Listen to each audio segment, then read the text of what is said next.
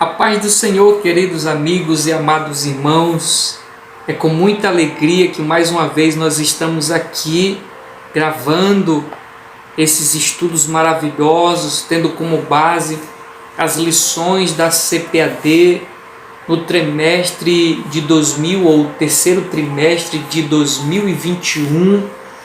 Queremos então desejar neste momento um bom dia, uma boa tarde, uma boa noite e uma boa madrugada, se você está aí pela madrugada ouvindo esse vídeo, essa videoaula, esse estudo. Que Deus alcance a sua vida e encha o seu coração de graça, de paz, de amor e refrigério do Espírito Santo na sua alma. É com muita alegria, meus amados, que estamos aqui mais uma vez, sempre essa ansiedade de poder estar aqui compartilhando das verdades gloriosas da palavra do Senhor. Então, confira aí na sua tela o tema que está regendo o nosso trimestre, que diz: o plano de Deus para Israel em meio à infidelidade da nação. As correções e os ensinamentos divinos no período dos reis de Israel. Esse, queridos, é o nosso tema que rege todo o trimestre. E dessa feita, nós vamos estudar a lição de número 9. A lição de número 9, você acompanha aí na tela, que tem como título O Reinado de Joás. O Reinado de Joás. Glória a Deus. Você bem sabe, meus amados, e deixamos aqui registrado que a nossa lição tem alguns objetivos. Objetivo geral e objetivos específicos. E você acompanha na tela o objetivo geral, que diz: afirmar que o pecado leva o homem à ruína. Glória a Deus. Nós temos também os nossos objetivos específicos, meus amados. São 3 via de regra. O primeiro deles você acompanha aí na tela: apontar o livramento de Joás das mãos de Atália. O segundo assinalar a restauração do templo. E o terceiro caracterizar a idolatria de Joás e a decadência do seu reinado. Nós vamos agora, meus amados, para aquilo que você já sabe, que são as nossas divisões e subdivisões da nossa lição. Você acompanha aí também na tela. A primeira divisão diz: o livramento de Joás. E o primeiro tópico ou subtópico deste tópico é as tramas reais. O segundo subtópico, meus amados, diz: a coragem do sacerdote Joiada. O terceiro subtópico diz: as estratégias bem-sucedidas. Nós vamos para o nosso segundo tópico, meus amados, que diz: o reinado de Joás e a reparação do templo. Os subtópicos são 3. O primeiro deles: a arrecadação para reparar o templo. O segundo a fidelidade dos tesoureiros, a fidelidade dos tesoureiros. E terceiro subtópico: fidelidade, um atributo que enobrece. Glória a Deus. E o terceiro subtópico, meus amados, a conspiração contra Joás. O primeiro subtópico desse tópico o declínio do reinado. O segundo subtópico conspiração e morte no reino. Esses, então, os meus amados, são os nossos tópicos e subtópicos que nós iremos decorrer ao longo desse estudo aqui, para a honra e glória do Senhor Jesus Cristo. Então nós vamos lá, pegando aqui o texto áureo, que diz, na verdade eu quero ressaltar ainda o texto áureo, que diz: está em Provérbios, no capítulo 3, o verso 3 e verso 4, você acompanha aí na tela, que diz: não te desamparem a benignidade e a fidelidade, ata-as ao teu pescoço, escreve-as na tábua do teu coração, e acharás graça e bom entendimento aos olhos de Deus e dos homens. Provérbios 3, verso 3 e 4. Nós temos também, meus amados, uma verdade prática, e você acompanha aí na tela, que diz: para ter uma vida de constante comunhão com Deus, é necessário que abandonar todo tipo de idolatria e confiar nele inteiramente. Louvado seja o nome do Senhor Jesus. Agora sim, pegando aqui o texto áureo, o que é que nós podemos destacar para nós, meus amados? Vamos lá.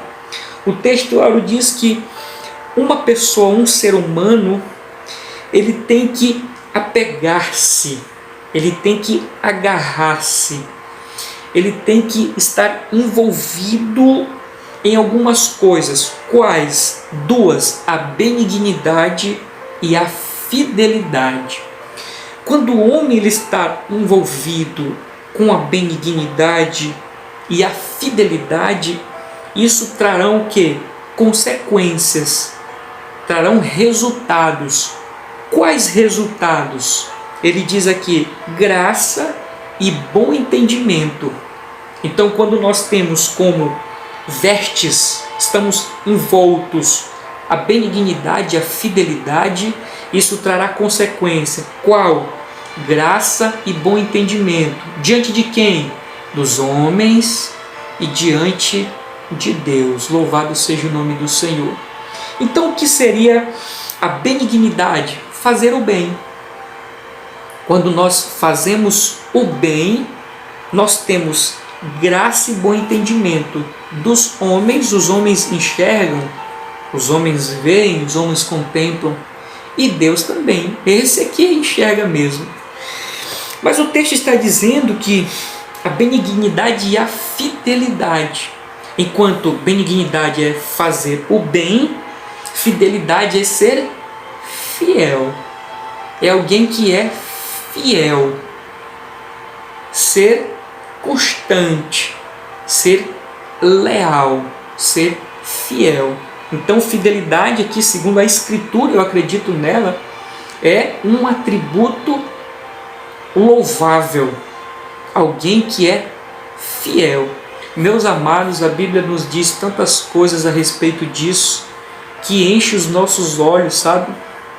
Como nós vemos atos de pessoas que foram fiéis para com as outras. Por exemplo, quando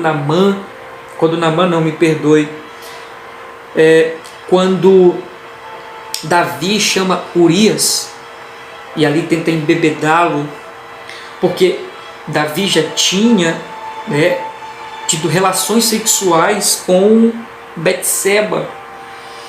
E Urias diz: não posso, como eu estaria em minha casa deitado com a minha esposa, sabendo que o povo está à guerra, os soldados, os meus amigos, meus companheiros estão no fronte de batalha. Olha só o caráter de uma pessoa dessa, meus amados. Uma fidelidade ao grupo, uma hombridade aos seus companheiros de batalha. Esse mesmo Davi também nos mostra que num determinado momento da vida dele, ele sente sede. Ele diz: que vontade eu tenho de tomar das águas. Aí diz o local lá, e 2 dos seus servos escutam aquilo. Só que o local onde Davi ele pediu a água era exatamente onde estavam os inimigos filisteus. Só que aqueles homens, com esse espírito de fidelidade, eles correram este risco para satisfazer o desejo do seu senhor, no caso Davi. E eles vão enfrentando os inimigos e pegam a água e trazem. Davi se assusta, vê aquilo, ele não tem nem coragem de tomar a água, ele derrama no chão como uma espécie de libação, né? Libação pela aquela atitude corajosa e arriscada daqueles homens, mas por que tudo isso? Porque eles queriam mostrar uma fidelidade ao seu Senhor, no caso agora, Davi. E isso é honroso, meus amados, e corrobora com o que diz aqui o nosso texto áureo, né? Que isso gera graça, gera favor, gera entendimento, um bom entendimento diante de Deus e diante dos homens. Então, quando a Bíblia diz que a benignidade e a fidelidade geram graça, o que seria graça? Favores. Quando nós fazemos o bem, quando nós somos fiéis, favores virão sobre a nossa vida. Agora, da parte de quem? De Deus e dos homens. Que extraordinário, né, meus amados, essa verdade. Que caminho excelente para nós trilharmos. O caminho da fidelidade, o caminho da benignidade. E o que seria esse bom entendimento? O que seria esse bom entendimento? Que quando nós somos benignos, quando nós somos fiéis, nós vamos alcançar diante dos homens e de Deus esse bom entendimento, respeito. Nós iremos encontrar respeito da parte de Deus e da parte das pessoas. Por exemplo, quando a gente vai para o livro de Jó, o inimigo vai se aproximando e Deus diz assim: viste o meu servo Jó, homem bom, reto, justo e que se desvia do mal. Olha o que Deus acha deste homem chamado Jó. E é o seu quê? O respeito, a consideração. E dos homens não é diferente, meus amados. Nós teremos esse respeito da parte das pessoas quando nós trilhamos este caminho da benignidade e da fidelidade. Vamos avançar agora para a verdade prática. Quais são as verdades que nós podemos extrair desta verdade prática? Que diz: para ter uma vida de constante comunhão com Deus, é necessário abandonar todo tipo de idolatria e confiar nele inteiramente. Você sabe, meus amados, que a idolatria é um pecado e grave. E diga-se de passagem, foi o pecado que o povo de Deus, no tempo do Velho Testamento, mais cometeu, o pecado da idolatria. E esse pecado, diz Isaías, que causa separação. O pecado causa separação entre nós e nosso Deus, entre nós e Deus. De maneira que, se causa separação, não tem como ter comunhão. Por isso a exigência de que esse pecado ou os pecados sejam deixados, abandonados, para que haja agora uma comunhão com Deus. E eu coloquei apenas uma observação aqui dentro dessa verdade prática, que essa questão do abandonar o pecado, que está dizendo aqui a idolatria, mas o pecado em si é a principal marca exigida pelo Evangelho. Quando diz aqui que nós temos comunhão, precisamos abandonar, essa é a principal marca do Evangelho, o abandono, a abnegação. Jesus disse assim: aquele que quer vir após mim, negue-se a si mesmo, negar a sua vontade, deixar, abandonar, abrir mão, negue-se a si mesmo, tome sua cruz e siga-me. Seguir significa fazer agora não mais a minha vontade, mas a vontade de quem? De Jesus. Que foi que o apóstolo Paulo falou: já não vivo mais eu, mas Cristo vive em mim. Já não sou eu quem conduzo a minha vida, é Cristo. No outro livro ele diz que nós não devemos nos conformar com este mundo, mas transformar-nos pela renovação do nosso entendimento, né? Então, essa é a exigência do Evangelho, abandonar. E eu digo, meus amados, que Evangelho que não transforma não é Evangelho. Por exemplo, quando nós vemos ali a história de Zaqueu, publicano, cobrador de impostos, roubador, corrupto.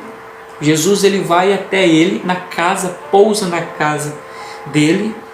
Não sabemos o que Jesus falou, mas o certo é que o que Jesus falou causou uma transformação na vida daquele homem. De maneira que ele disse: eu restituo a partir de hoje tudo aquilo que eu defraudei. Olha a mudança. Olha a transformação na vida daquele homem. Isso é evangelho. O que nós vemos hoje, meus amados? Um evangelho que não transforma. Venha do jeito que você é e fique, permaneça do jeito que você está. Porque o que nós estamos preocupados é com o seu bolso, é com o seu dinheiro. Importa que você esteja bem, não tenha ali a transformação, mas trazendo recurso para nós, está ótimo. É assim hoje, meus amados. Infelizmente é assim que acontece. Mas ainda há homens de Deus, há denominações sérias que pregam o evangelho. Você, meu amigo, que está me escutando, que talvez esteja decepcionado com o evangelho, volte. Deus ele continua te amando. Volte para o Senhor. Não olhe para essas falhas do ser humano, mas volte para o Senhor. Volte para o convívio dos irmãos.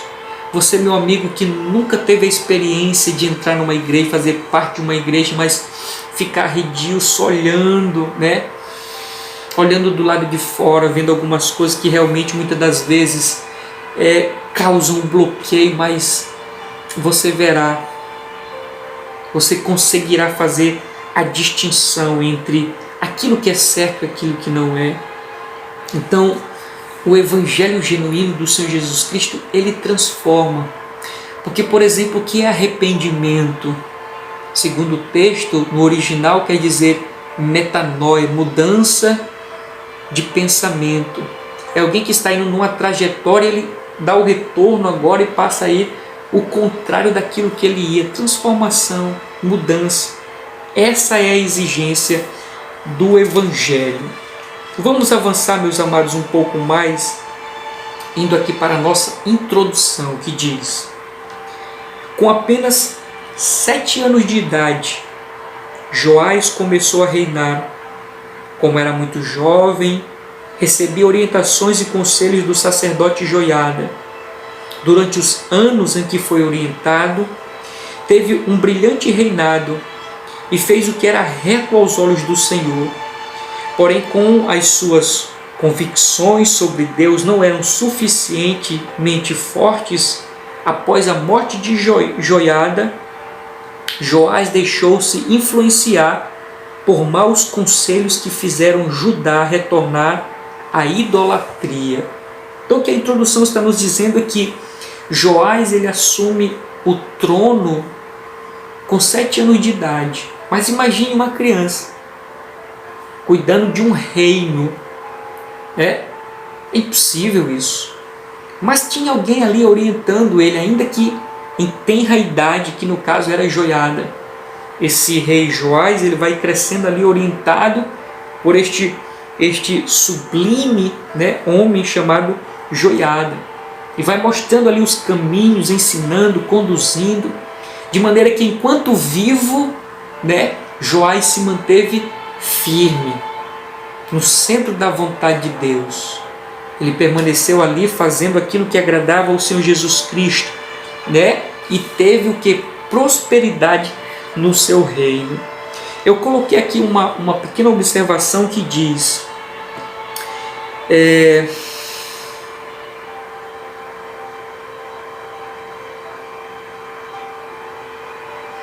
que a atitude de Joiada foi a mesma atitude de um filho ou de um pai para com o seu filho, que ele esteve ali obedecendo, Joás esteve obedecendo, mas depois que Joiada morre, ele se sente independente. Quantos filhos vão chegando ali nos 17, 18 anos de idade, achando já que são independentes, são donos dos próprios narizes, podem fazer o que bem entendem, como diz no nosso linguajar vulgar, o que der na telha, e acabam se estribando, acabam tomando caminhos que trarão consequências talvez irreversíveis. Talvez, meu jovem, você que esteja me vendo, esteja querendo ter esta atitude de deixar a casa dos seus pais, abandonar os pais, o sentimento de revolta, o sentimento de independência, de aventura, que já não suporta mais estar sobre as rédeas do pai, da mãe. Cuidado, querido. Cuidado, querida. Essa atitude te trará consequências talvez irreversíveis. Talvez na sua mente, eu já fui mais jovem, nós temos essa de que nós sabemos. Não, nós não sabemos. Eu digo que conselho de pai é conselho divino. Conselho de pai é conselho divino. Se eles estão te aconselhando, acate, ouça, porque esses conselhos são como que conselhos divinos, orientações divinas para a sua vida. Eu tenho plena certeza que você não vai se arrepender acatando o conselho dos seus pais. Veja aqui a história deste jovem, ou deste homem chamado Joás, que enquanto estava sob a tutela de Joiada, estava indo muito bem. Mas depois que Joiada morre, que ele toma a independência, aí a coisa começa a dar tudo errado. Vamos avançar. O primeiro ponto, meus amados, diz assim: o livramento de Joás. O primeiro subtópico diz: as tramas reais. Isso aqui é interessante. Tanto em Israel quanto em Judá existiam acirradas disputas pelo poder, envolvendo interesses políticos e econômicos. A casa real de Judá havia se aparentado com a casa real de Israel através de Atália, neta de Acabe e Jezabel. Atália se casou com Jorão, filho de Josafá, rei de Judá. Quando Jorão foi assassinado por Jeú, Atália usurpou o trono e começou a reinar em seu lugar. Então nós vemos, meus amados, uma característica cruel, mal, esse anseio pelo poder, esta ganância pelo poder, de estar no topo. E essa ganância fazia com que as pessoas trapaceassem, criassem projetos maléficos contra a vida das outras pessoas para tomar o poder, né? Era uma covardia atrás da outra. É por isso que existia na época o copeiro. Lembra que existe Esdras, o copeiro? Por que copeiro? Porque o copeiro ele era aquele que provava primeiro o vinho antes de dar para o rei. Porque se o copeiro toma e não morre, o rei poderia tomar. Mas se o copeiro toma e ele morre, ali o rei já não tomava. Por que isso? Porque existia essas tramas por trás. Existiam pessoas querendo tomar o poder umas das outras. E a observação que eu faço hoje, será que isso mudou? Será que não tem mais pessoas tomando o poder, tramando, criando ciladas? É só o que nós vemos, queridos. Quando nós olhamos a televisão, nós vemos o quê? Nós vemos filhos que matam os pais por conta da herança. Nós vemos irmãos que matam seus irmãos por conta da herança. Nós vemos ali famílias se destruindo por causa de uma maldita herança. Políticos que matam os outros por causa de poder e assim por diante. Não quero aqui nem entrar no detalhe da questão da igreja, mas é uma realidade também. Pessoas trapaceando, pessoas passando a perna, pessoas criando histórias fantasiosas para denegrir outras pessoas, para manchar o caráter da pessoa, tudo por conta do que? Do poder. Parece que é algo que está dentro do ser humano isso. Interessante, meus amados, que desde o início, vamos lá para antes até do jardim, a Bíblia diz o quê? Que Satanás desejou no seu coração ser igual a Deus, tomar o poder, o lugar de Deus. Ele se insurgiu-se, ele se rebelou contra Deus, mas levou a pior. Interessante que o resultado não será outro para aquele que decide trilhar este caminho. A derrota, a consequência ruim. É o que diz aqui, tomando como exemplo a história dessas pessoas aqui. Então, as tramas reais. Vamos para o segundo subtópico, que diz a coragem do sacerdote Joiada. Atalha herdara a perversidade de Acabe e Jezabel. Você lembra de Acabe e Jezabel, não lembra? Então vamos lá, neta de Acabe e Jezabel, Atalha. Para se assentar no trono, ela matou todos os membros da família real, incluindo os seus próprios netos. Meu Deus do céu! A que ponto uma pessoa chega de tirar a vida dos próprios netos? Como diz até uma frase, né? Neto é filho 2 vezes passado o açúcar. A gente sabe que o coração dos avós, eles são mais quebrantados para os netos, mas Atalha não. Pelo poder ela mata mesmo quem quer que seja. Quem topar na sua frente ela vai destruindo.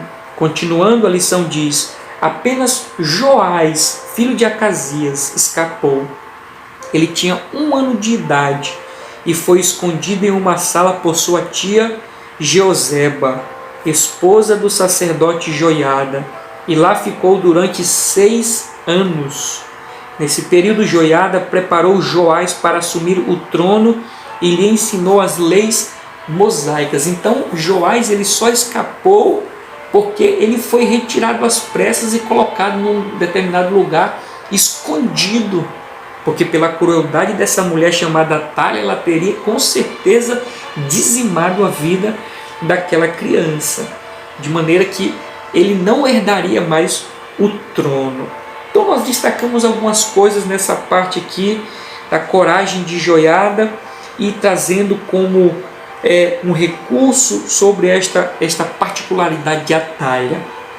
O alto nível de crueldade, a ponto dela matar filhos, netos, qualquer parente que seja, ela estava destruindo.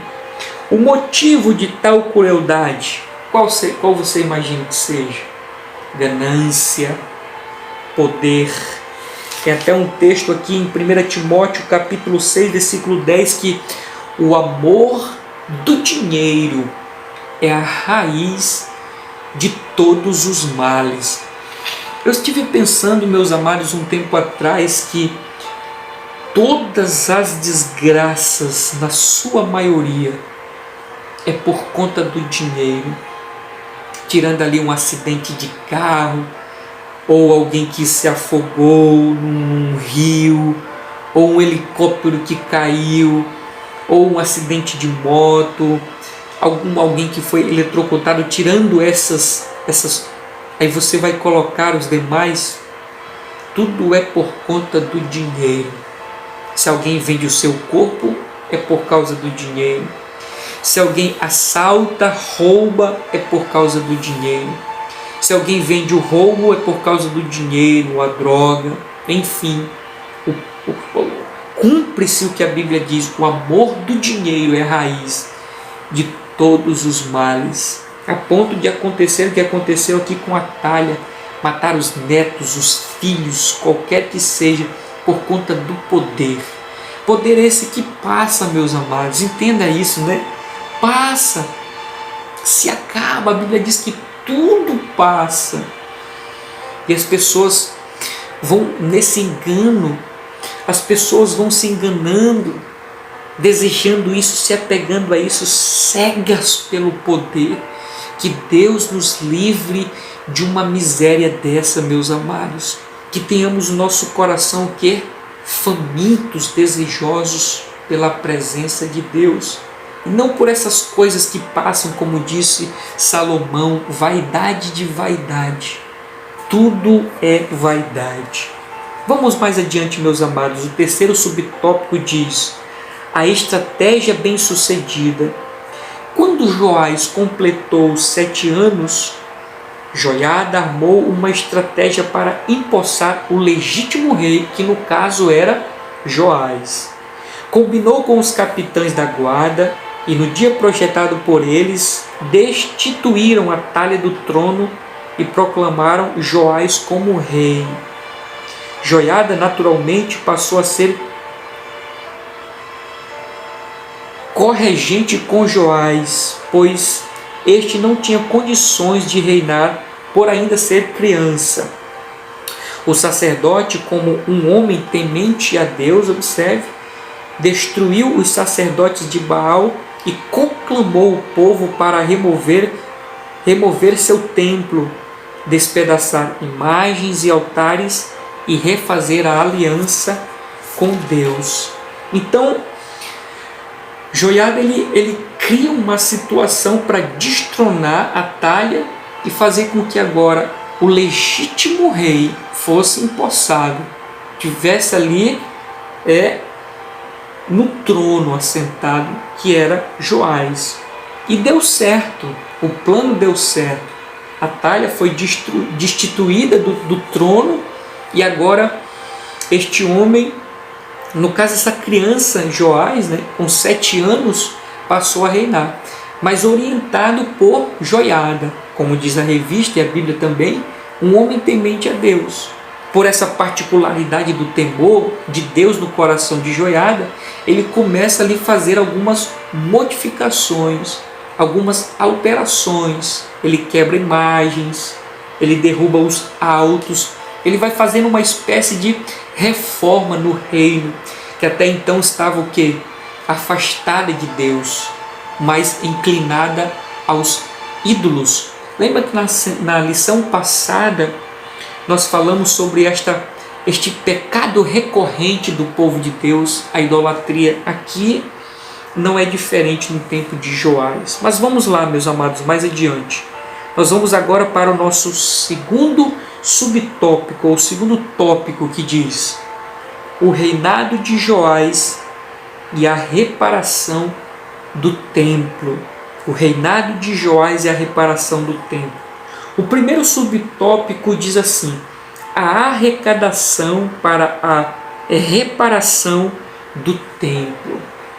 Então, por conta de aquele que estava no trono, que no caso era Atalha, não ser temente a Deus, não servir a Deus, aquilo que era pertencente a Deus foi se desfazendo, foram sendo destruídos. Ela sai do trono, ergue-se ao trono Joás, orientado agora por Joiada, que é temente a Deus. Eles começam a fazer a reforma. Mas para construir precisa o quê? De dinheiro. Para eles conseguirem dinheiro, eles fazem as arrecadações para poder reparar o templo.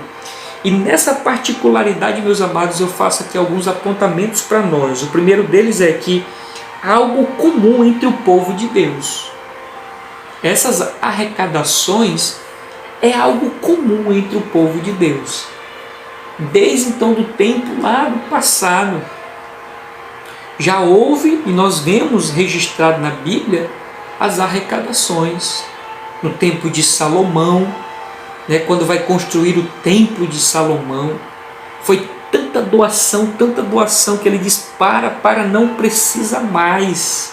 E nós vemos aqui também no tempo de Joás, o povo sendo despertado para trazer as arrecadações, de maneira que assim eles pudessem fazer as reformas. Então nós vemos algo comum entre o povo de Deus. Mas por que isso? Porque, meus amados, a igreja ela não tem um sustento de outros, a não ser dos próprios membros, daqueles que servem ao Senhor, daqueles que são parte do povo de Deus, e nada mais.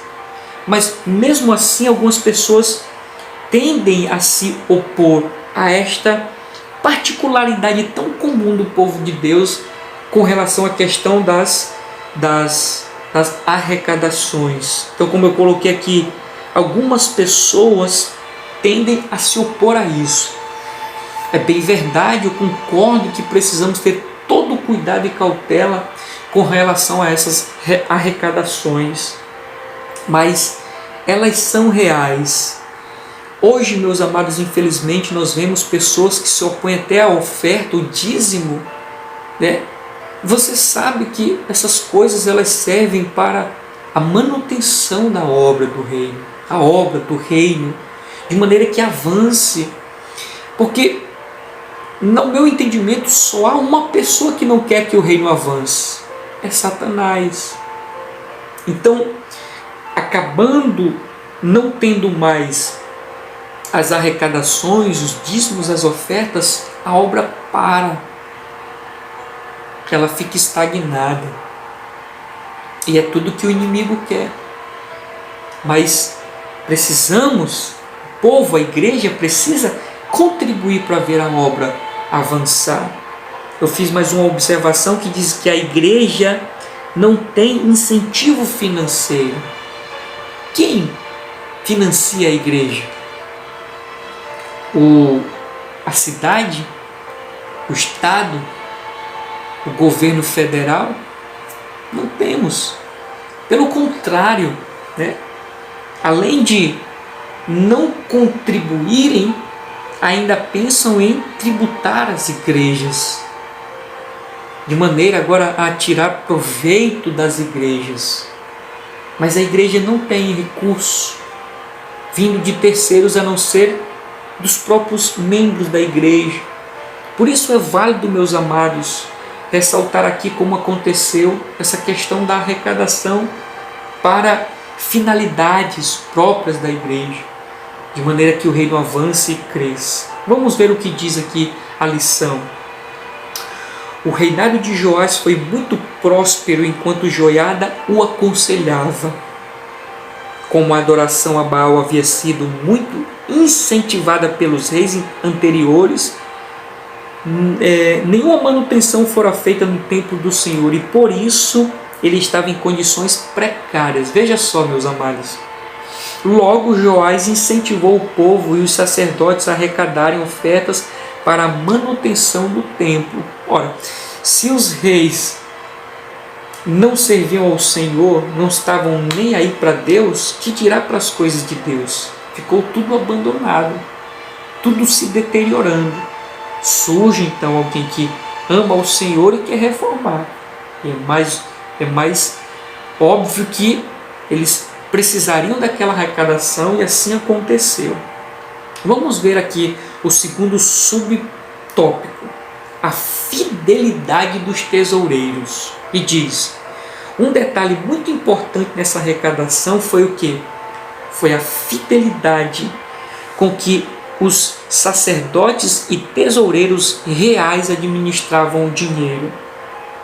Numa época como hoje, este exemplo dos funcionários de Joás é muito importante como um modelo a ser seguido para desfrutarmos das bênçãos do Senhor. Louvado seja o nome do Senhor. Se não me falha a memória, na semana passada, na lição passada, nós falamos a respeito disso. O poder, ele cega. O poder tira a percepção. Imagine esses tesoureiros aqui, junto com os sacerdotes. Uma nação inteira trazendo dinheiro, cooperando financeiramente. Imagine o volume de riqueza que não estava ali. Só que eles não se deixaram levar por aquilo, mas se mantiveram íntegros para louvor e glória do Senhor Jesus Cristo. Poderíamos aplicar isso, meus amados, às lideranças. Como é bom quando temos um líder que se preocupa com essa particularidade do saber administrar aquele dinheiro que é tão uma demonstração de fidelidade dos servos para com o seu Deus. Quando uma vez ouvindo uma palavra, o pregador dizia que o dinheiro dos santos, ali é o dinheiro dos santos, que precisa ser muito bem administrado, porque o dinheiro, naquele momento, ele passa não somente a ser um dinheiro, mas uma demonstração de fé, de adoração, de fidelidade do povo para com o seu Deus. Por isso, precisamos de líderes que saibam administrar da melhor maneira possível os recursos que estão sob o seu poder. Algumas pessoas, infelizmente, não dizimam, não ofertam porque se justificam assim: o pastor, o líder, ele está não sabendo administrar, ele não está aplicando como deveria aplicar. Ei, querido, você acha que Deus não sabe diferenciar uma coisa da outra? A partir do momento que você se dispõe, a abençoar a obra, Deus ele vai julgar você. Deus ele vai agir conforme a sua fidelidade.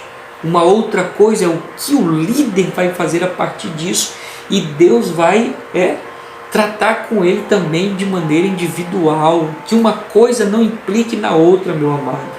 Que a nossa fidelidade não seja rachada por conta de uma outra pessoa, mas que venhamos nos manter fiéis para louvor e glória do Senhor Jesus Cristo, como esses tesoureiros aqui.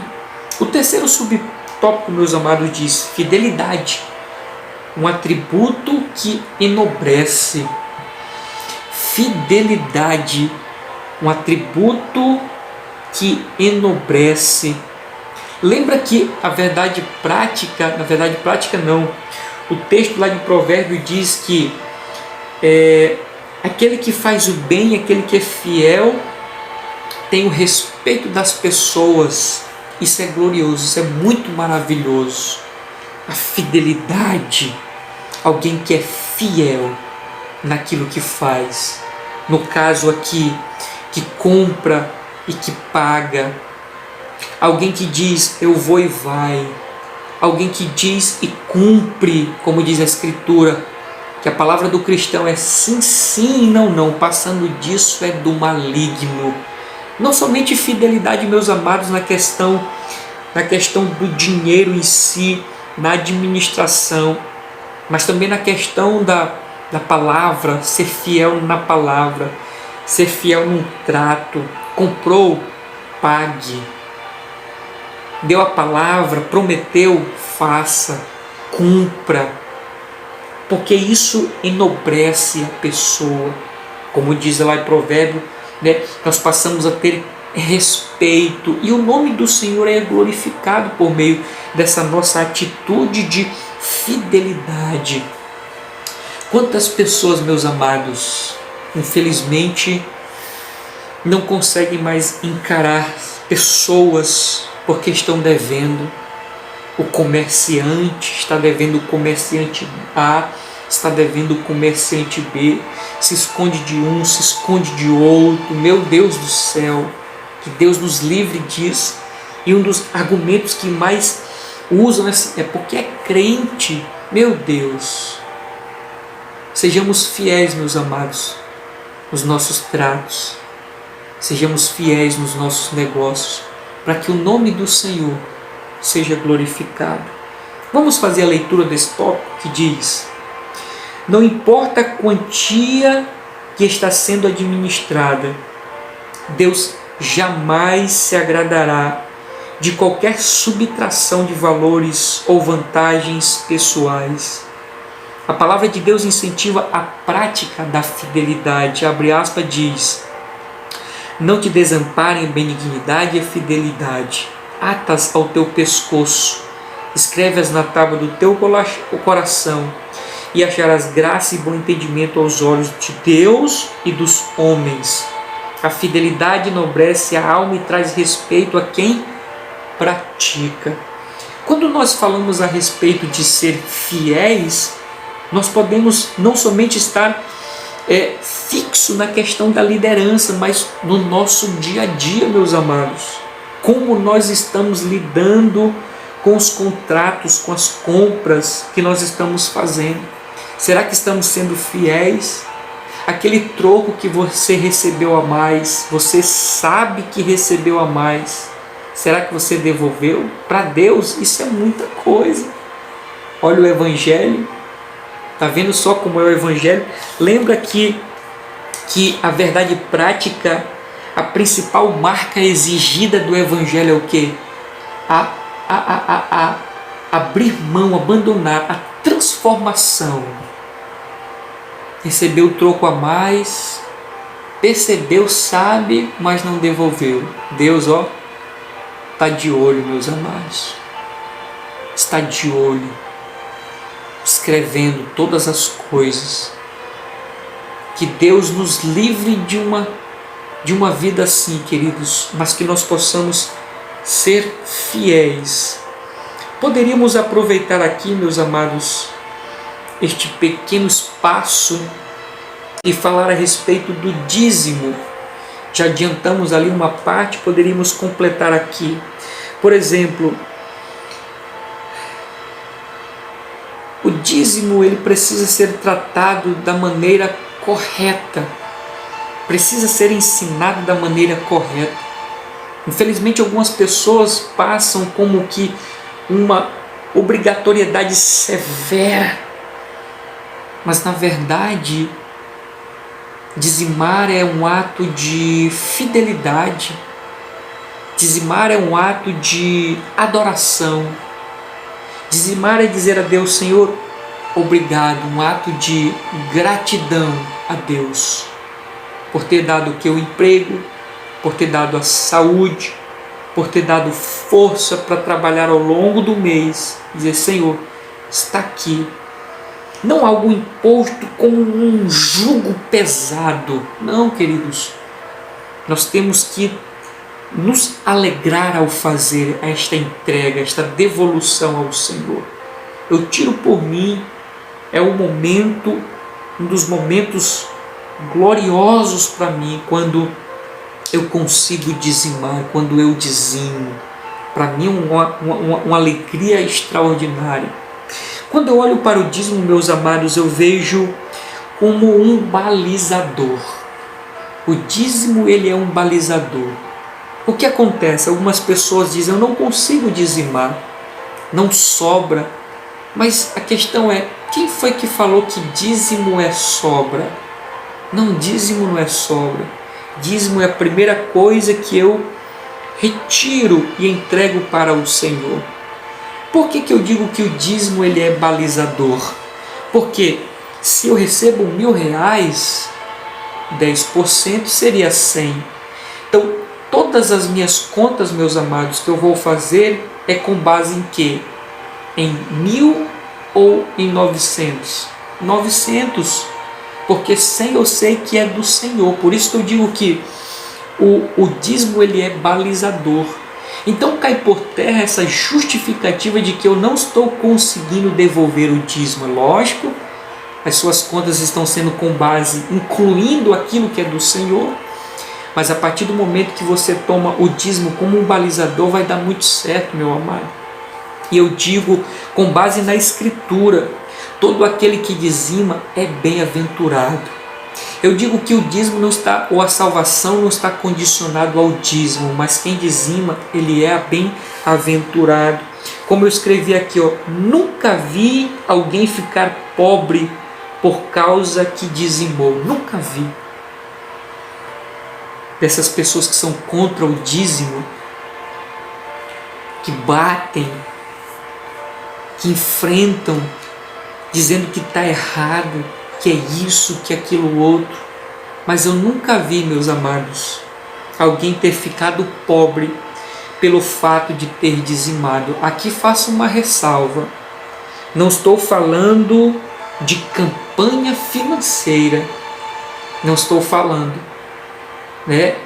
Esses cultos que são promovidos com uma única finalidade. O quê? A arrecadação de dinheiro. Não estou falando disso. A ponto de fazer com que as pessoas vendam seus carros, vendam suas casas, vendam seus bens. Não estou dizendo isso. Isso aí realmente vai dar errado. Por quê? Porque não está na Bíblia campanhas financeiras. O que está na Bíblia são o quê? Algumas ofertas, dízimo, para que haja manutenção da obra do Senhor Jesus Cristo, da casa do Senhor. Então eu nunca vi ninguém ficar pobre por dizimar. Por campanha sim eu vejo, mas isso aí já é humana, não é da parte de Deus. Amém, meus amados? Vamos continuar aqui no aprendizado da nossa lição. O terceiro ponto que diz, ou o terceiro tópico, né? A conspiração contra Joás. Então nós vemos aqui, meus amados,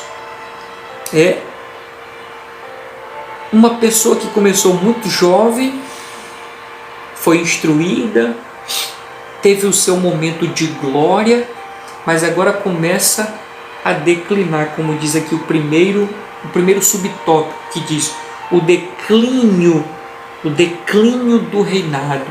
Eu fiz aqui algumas observações. A primeira observação é que Joás, ele é mais um exemplo daquilo que eu chamo de síndrome de Saul. Começa bem, mas termina mal. Começa dentro da vontade de Deus, mas termina com as costas voltadas para Deus. Joás começou muito bem, morreu Joiada, acabou tudo, foi declinando. Uma outra observação que eu faço, meus amados, é na questão da vigilância, no aspecto do erro. Por exemplo, Joás recebeu a instrução de Joiada. Ele não estava ali como alguém que não tinha o conhecimento, porque tudo Joiada tinha passado para ele, só que ele não vigiou, não teve diligência, não soube lidar com a situação, não soube guardar aquelas orientações que ele recebeu. Agora, sobre a questão do erro, né? O que nós vemos na Escritura? Salomão, vamos pegar a vida aqui de Salomão. A Bíblia diz que Salomão foi o homem, depois de Jesus, mais sábio. Nunca houve antes dele nem depois de Salomão um homem sábio. Mas mesmo com toda a sabedoria, você sabe qual o fim que teve Salomão? De derrota. Não estou aqui entrando no mérito se ele foi salvo ou se não foi salvo, não estou entrando no mérito, mas que no final ali ele se perdeu na idolatria, ele se perdeu ali naquela multidão de mulheres de outras nações que Deus havia proibido, mesmo tendo toda a sabedoria. A pergunta que eu faço é: se Salomão, com toda a sua sabedoria, se perdeu, e nós? Daí, meus amados, é que preciso ter uma vigilância maior para não cairmos no erro. Joás, infelizmente, não guardou as orientações que Joiada havia passado para ele. Vamos adiante, meus amados. Vamos fazer uma leitura aqui. O declínio do reinado diz: A história de Joás nos revela que ele não tinha firmeza em suas convicções e se deixava levar facilmente por qualquer sugestão. Quando o sacerdote Joiada morreu, o rei não conseguiu manter-se inteiramente fiel ao Senhor. Passou a adorar ídolos e confiar em suas próprias forças. As más decisões de Joás e sua desobediência resultaram na falta de prosperidade do reino, na perda de sua confiança em Deus e mais tarde na conspiração de assassinato contra ele. Essa é uma trágica consequência de desobediência. Perder a confiança em Deus por causa de uma consciência contaminada. Assim aconteceu com o rei Joás. Quando conhecemos o caminho do bem, os caminhos do Senhor, quando conhecemos bem os caminhos do Senhor e entramos pelo caminho tortuoso, o da apostasia, a consequência trágica é inevitável. O que nós podemos tirar, meus amados, aqui desse texto? Primeiro, com relação a essa inconstância de Joás. Porque bastou Joiada morrer, ele começa a se desviar. Ele não consegue manter-se firme como quando Joiada está com ele. Então, nós observamos o que aqui? Que nós devemos ter parâmetros. Por exemplo, quando eu ouço uma mensagem, eu sei se aquela mensagem é da parte de Deus ou não, porque eu tenho parâmetro.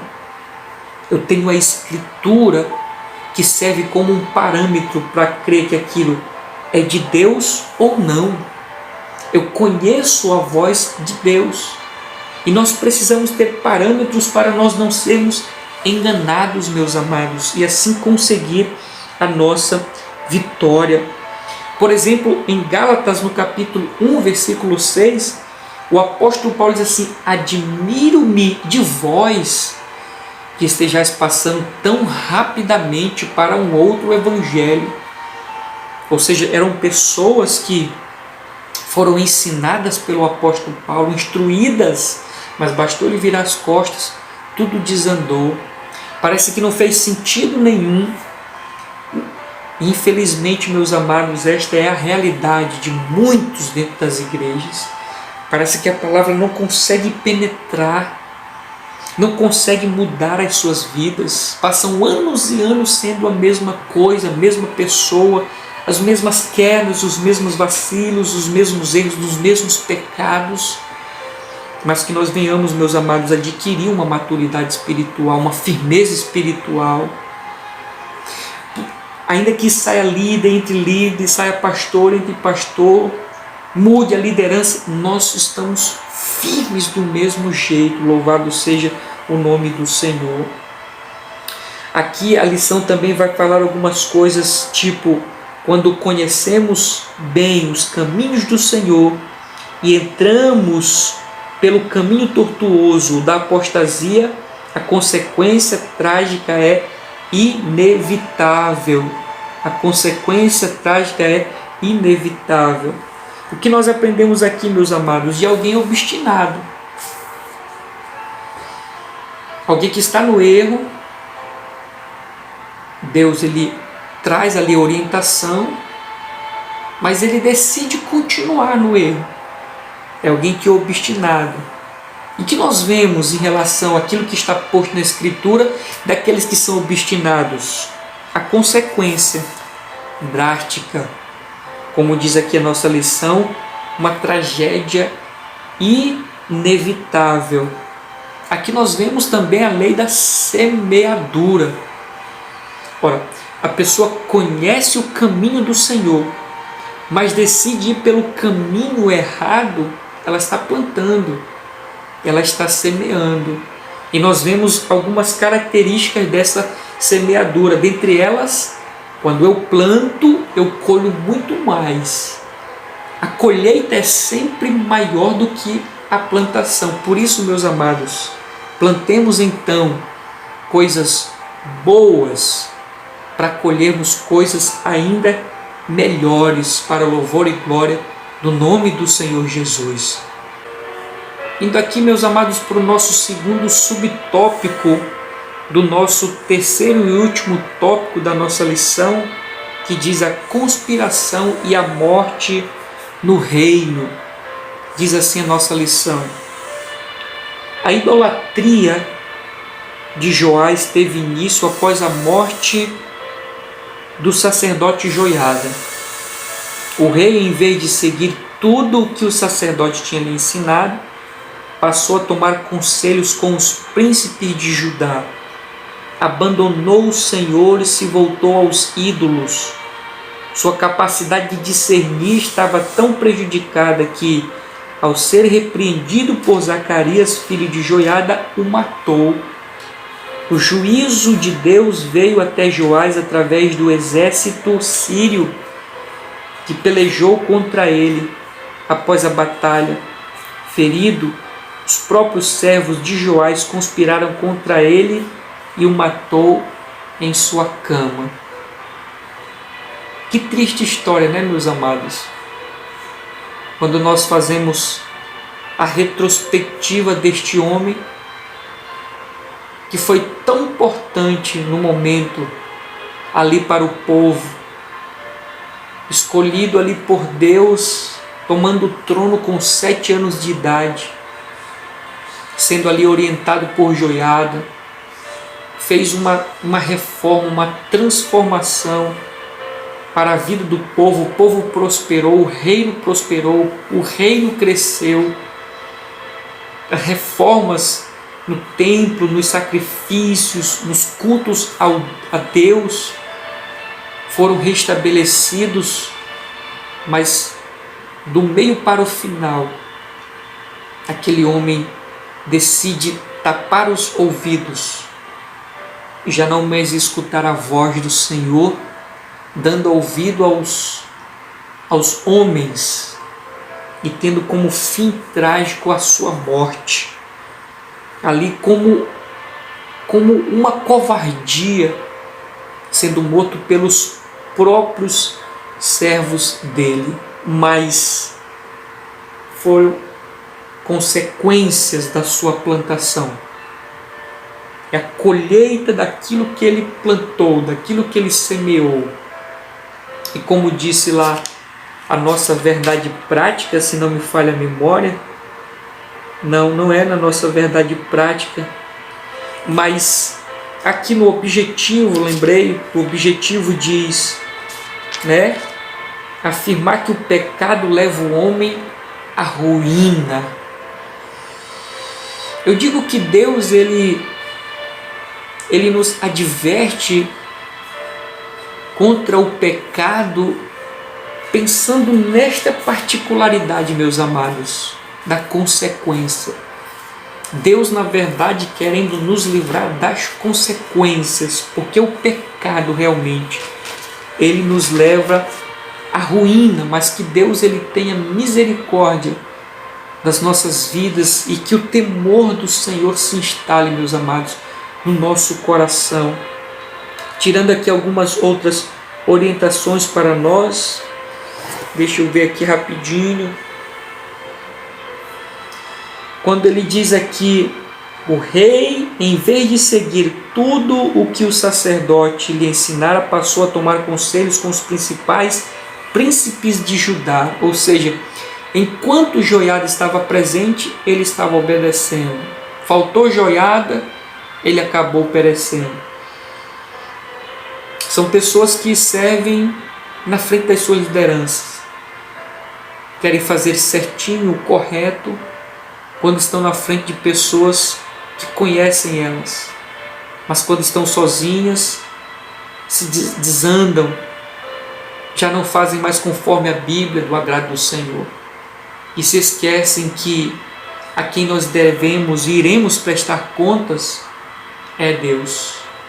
Um Deus que não dorme, não dormita, um Deus que não falha a sua memória, um Deus que vê tudo, meus amados. O salmista diz: ainda que eu faça a minha cama no Seol ou no fundo do mar, lá o Senhor está. Que nós não devamos ter medo dos homens, mas temer a Deus. Com relação a esse temor, a Bíblia diz, que nós não devemos temer aquele que mata o corpo, se referindo a Satanás, mas aquele que mata o corpo e ainda tem poder de lançar a alma no inferno, que no caso é Deus. Temamos a Deus, meus amados, e isso fará toda a diferença na nossa vida, e que esse temor faça com que nós vivamos uma vida de obediência, porque obediência gera milagre, e o pecado traz consequências, talvez irreversíveis, como foi na vida aqui deste homem, que deixou essa história para nós como exemplo, de que devemos obedecer a Deus, sermos fiéis a Deus e perseverarmos até o final. Que não venha sobre a nossa vida o espírito de Saul, que começou bem, mas terminou ruim, mas que nós possamos permanecer até o final e assim nós sermos salvos, meus amados. Nós vamos agora aqui para a nossa conclusão, que diz: Joás foi levado ao trono por uma ação divina organizada pelo sacerdote Joiada. No início do seu reinado, ele reparou o templo e mandou construir vários artefatos para o ofício sagrado. Veja aí como este homem foi importante num determinado momento da história do povo de Deus. Porém, após a morte do sacerdote Joiada, começou a fazer o que era mal perante os olhos do Senhor. Passou a adorar os ídolos e perdeu completamente a noção de justiça ao mandar assassinar o profeta Zacarias. Zacarias foi chamar a atenção dele pela parte de Deus, em vez dele se converter, se arrepender, ele mata Zacarias. Que tragédia! Que cegueira espiritual este homem chegou, meus amados. Será que isso pode acontecer somente com ele e com nós não? Estejamos vigiando, meus amados, porque o pecado cega. Diz aqui ainda: seu reino entrou em decadência e ele acabou assassinado por 2 dos seus servos. Aqueles que ele achava que era amigo, foi na verdade os seus algozes, aqueles que trouxeram a morte para aquele homem. Essa foi a nossa lição de hoje, meus amados. Espero em Deus que ela tenha sido de grande proveito e valia para a sua vida, que a edificação do Senhor esteja sobre nós e o nome do Senhor venha a ser glorificado. Se esses estudos, meus amados, têm feito a diferença na sua vida, nos ajude para que nós venhamos continuar realizando este trabalho. Comente, se inscreva no nosso canal, dê o seu like aí e faça com que outras pessoas sejam abençoadas compartilhando este link, e que tudo seja para louvor e glória do nome do Senhor. Até a próxima lição, se assim Deus permitir. Amém.